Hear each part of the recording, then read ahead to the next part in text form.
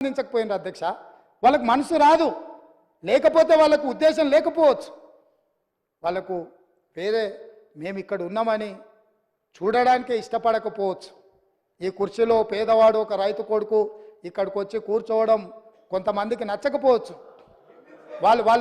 వాళ్ళకి ఏమంటారు ఏంటది జీర్ణించుకోకపోవచ్చు. కరెక్టే. మావాడు ఉంటాడంటే ఆ రైతు పిల్లగాడు ఉన్నాడు ఏంది, నేను నా కళ్ళతో చూడలేదు, నాకు ఈ శిక్ష వద్దని మీరు అనుకుంటే నేనేం చేస్తా అధ్యక్ష? అట్లా ఎవరైనా అనుకోని కళ్ళల్లో సీసం పోసుకున్నారు అనుకో అధ్యక్ష, మనమేం చేస్తాం అధ్యక్ష? వాళ్ళు ఇష్టం అధ్యక్ష, నేనేం అంటలేను. కాబట్టి ఇవాళ నేను అడిగేది ఒకటే అధ్యక్ష,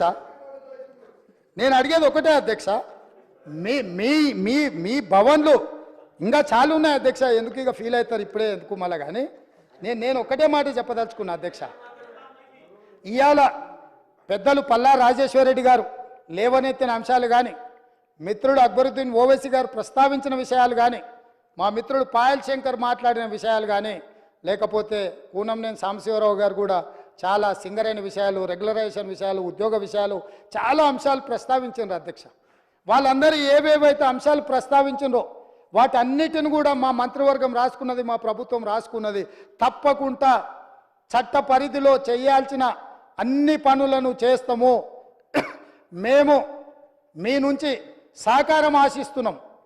ప్రజలు కూడా కోరుకుంటున్నారు, మీరు ప్రజల మేలు కోసం పనిచేయండి. ఎన్నికలు వచ్చినప్పుడు మాత్రమే ఎన్నికల తర్వాత ఈ రాష్ట్రం సంక్షేమ రాజ్యంగా, అభివృద్ధి రాష్ట్రంగా ముందుకు నడిపించాలి, ప్రతిపక్షాలుగా మీ బాధ్యతను నెరవేర్చాలని ప్రజలు కోరుకుంటున్నారు. ప్రజాభిప్రాయానికి భిన్నంగా మీరు వ్యవహరించి రాజకీయ చదరంగంలో మేమేదో ఎత్తులేస్తాం, పై ఎత్తులేస్తామని ఒకవేళ మీరు అనుకుంటే మంచిది, అది కూడా చూద్దామని చెప్పి తమరి ద్వారా వారికి చెప్పదలుచుకున్న అధ్యక్ష.